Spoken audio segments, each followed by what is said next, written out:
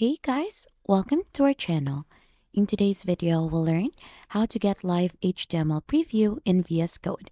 This is a Visual Studio Live Server tutorial, and for you to be able to get started, you need to install first the Visual Studio Code and launch it onto your device.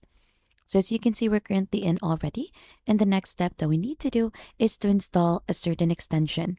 So here onto the left side, there should be extensions in here, and that is the shortcut key for extensions.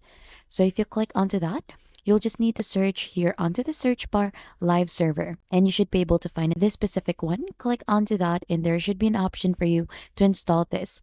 So this will go ahead and help you launch a development local server with live reload feature for static and dynamic pages. So as you can see, it has been installed already onto my system. And once it is done also onto your end, the next step that you need to do is to get your HTML code or open it. So we're going to head here onto my code. So I have here a sample HTML file. So as you can see, we have this one in here that will simply print a hello world text.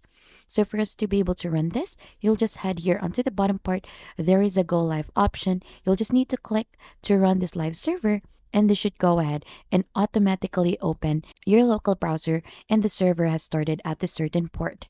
So as you can see, this is what it should look like. So it will go ahead and print the statement that you have added onto the code.